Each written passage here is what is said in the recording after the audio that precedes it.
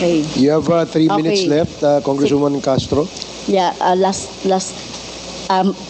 time na po ba, Mr. Chair? You have 3 minutes left. 3 minutes na lang. Okay, thank you, Mr. Chair. Si Michael Yang po ay kilala na at kilala pong malapit sa inyo sa kay Mr. Duterte, Mr. Chair. At in fact, sa panahon po ni Mr. Duterte, inappoint siya as economic manager. So, dito po, Mr. Chair, nababanggit sa mga resource persons natin yung papel ni Mr. Yang, Michael Yang, sa droga, sa kalakalan sa droga. So, ang tanong ko po kay Mr. Duterte, Mr. Chair, gaano niyo po kilala si Mr. Yang o si Michael Yang? Michael Yang is an owner of a big department store in Davao City. Nag-irate yan, ako ang nag-cut ng ribbon sa department store niya. And every businessman, whether ang background mo hindi kung saan ka galing impyerno, if you want to have a picture with me, I will gladly oblige you. Even the criminals. Alam mo, do not confuse your, just because they are Chinese and they suspect you. Michael Yang is out there. He has not been arrested. Wala namang dossier na pinapakita sa akin. Kung mayroon ako na ang pumatay, hindi na kailangan ang pulis. Ako na mismo ang... Kung may ebidensya po tayo na involved siya sa droga, papatayin niyo rin po si Michael Yang? Ako? Maniwala ka? Kung may mga ebidensya po, papatayin niyo? Sasama, tawagan kita, kasama ko. Hindi po. Ayokong maging katulad niyo, ayokong masama doon sa patayan. You will be a witness to a murder. Hindi ko po gagawin yun, Mr. Chair, sumama kay Mr. Duterte para pumatay. Yan ang problema mo.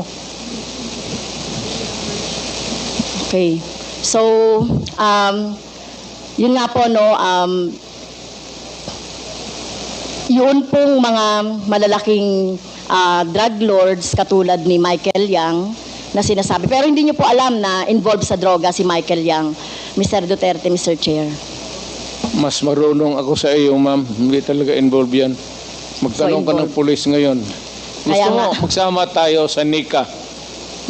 Sama tayo sa NBI. Ngayon, pagkatapos nito, kung may makasabi sa iyo na isang ahente na involved yan, yan lang ang suspitsa nila kasi pagka-in-check, yan, pag sama-sama ng... Hindi po. I beg to disagree, Mr. Chair. Tayo po nirerespeto po natin ang citizenship. Tayo po marami pong mga... hindi po tayo against sa mga in-check. No, hindi po tayo against sa mga sinasabi nating Chinese. Lalo na kung Chinese Filipino yan na wala namang ginagawang krimen dito sa ating bansa. Kaya ang tinutukoy lang po natin yung mga involved sa krimen na mga nababanggit po dito sa ating hearing ng Quadcom. So, sana po nung panahon ninyo po dapat ang ikinulong at kung yung pinapatay instead ng mga mahihirap ay yung mga drug lords. Kaso wala kayong nahuling drug lords sa panahon ninyo. Si Michael Yang nandito pa. Hindi pa hinuli. At bakit hindi nahuli? Anong ginagawa na itong magkagong pulis pati? Alam niyo po ba kung nasaan si Michael Yang? Nasa Davao. Either dito, nasa Davao. May malaking tindahan yan. Negosyante yan. Lahat ng negosyante na Chinese, natural born dito sa Pilipinas o from China, pagka dumikit sa akin yan, politiko ako, ma'am. Para sa akin, boto. At contribution sa eleksyon. Pera. Kailangan mo sa eleksyon, pera. Prangkahan tayo. boto pati pera. Kung may maglapit sa amin na ganon, at wala namang ebidensya na nagkakalat sa harap mo, pero ako,